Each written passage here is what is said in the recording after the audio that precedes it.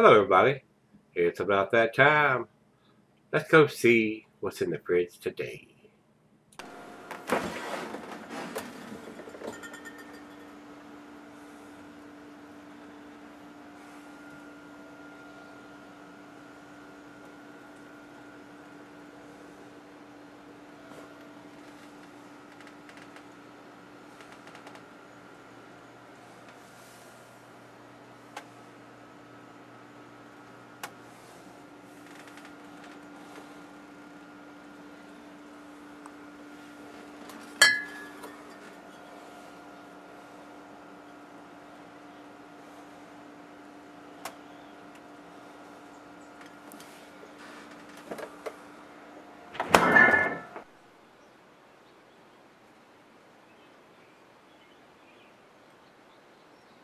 Hey, everybody. Thanks for stopping by Gregsbeerreviews today. Hopefully this is going to be a treat.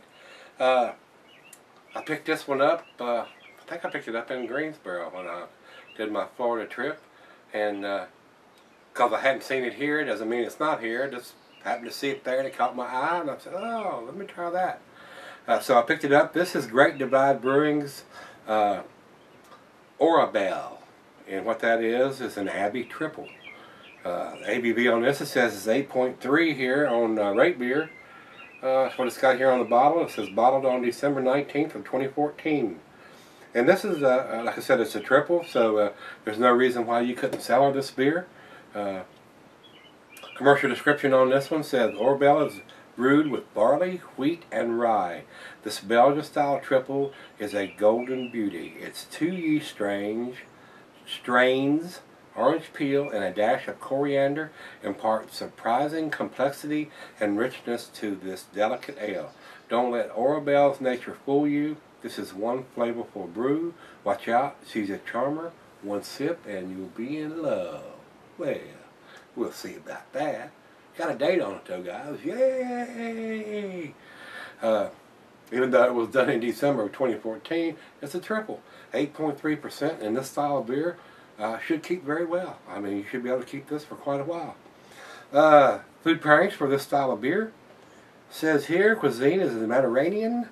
Cheeses are sharp blue cheddar and your more pungent cheeses. The meat is pork and poultry. Glass bar, snifter, goblet, or chalice.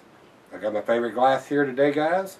And it says can be cellared for long periods. So this beer should keep very well. And for a beer that's right at 6 months old, December, January, February, March, April, May, it should be very tasty.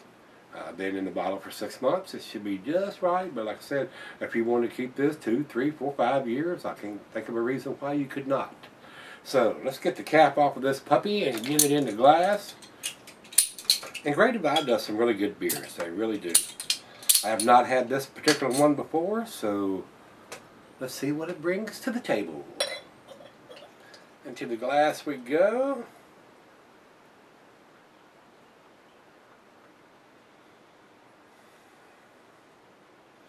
Man, it's smelling very sweet from here already.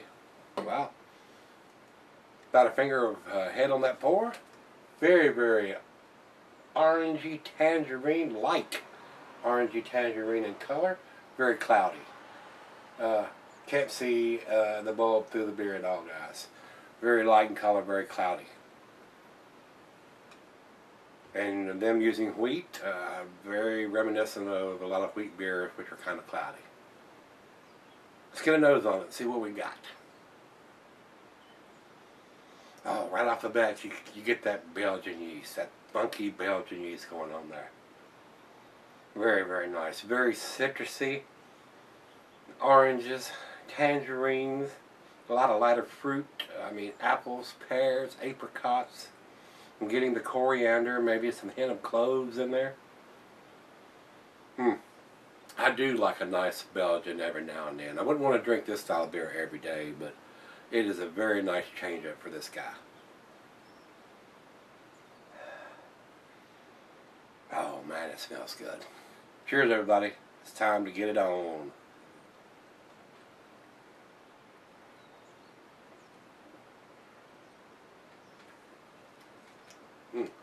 That is tasty. I like the funkiness that a lot of the Belgian yeasts bring to the table.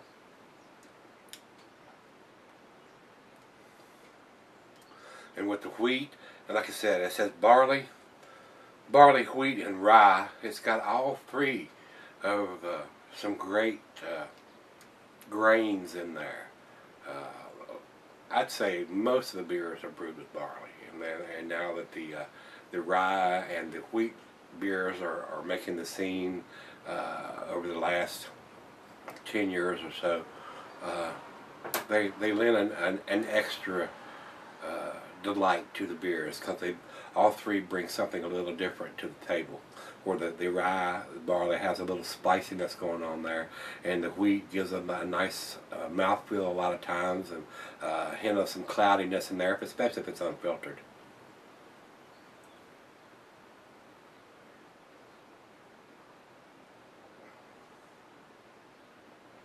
That is good.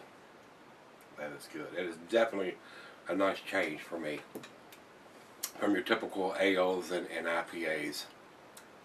This is very nice. I would think a lot, and it's got the alcohol is 8.3%, and it's basically undetectable to me. I'm not getting any hint of that 8.3%. Very well made beer. Very well made beer.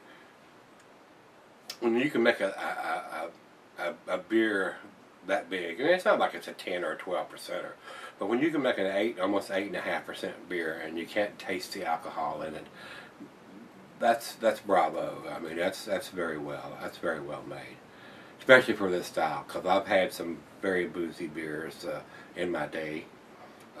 On just about every style, and when you get something that's that tasty and it's not boozy, it tells you that the work that was involved in brewing something of this magnitude, and to have the alcohol undetectable is awesome.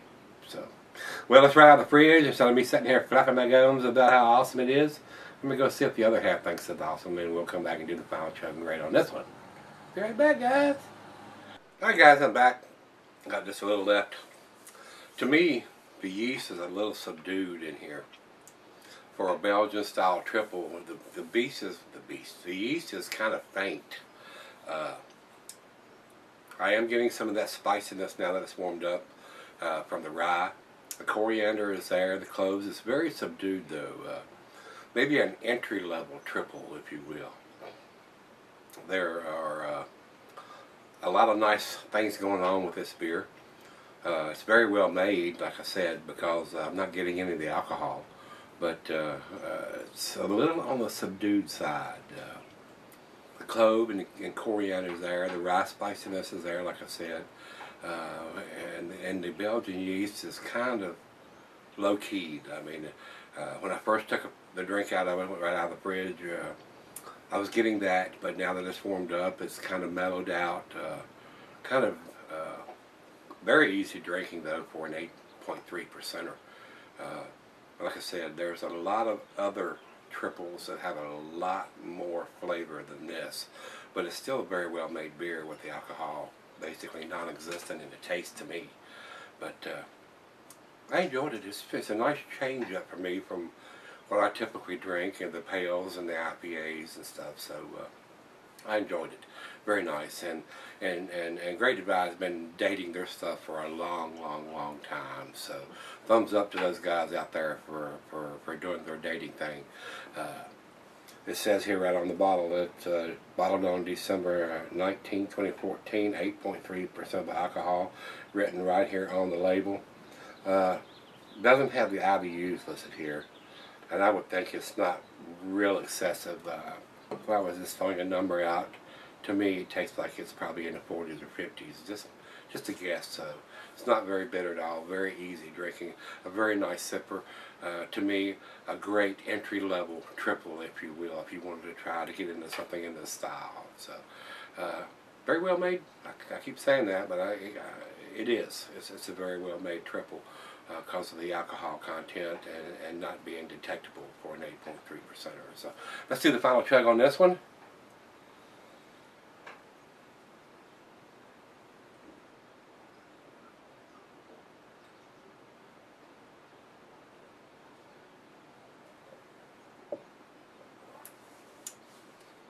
Very nice. Very mellow.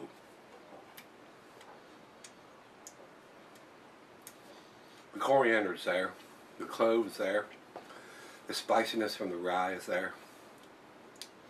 The Belgian yeast is there, but all of them are kind of low-keyed. Everything's coming together fairly well, but on the mellow side. So, don't think I'm going to quite give it the A, guys, but I am going to give it the B+.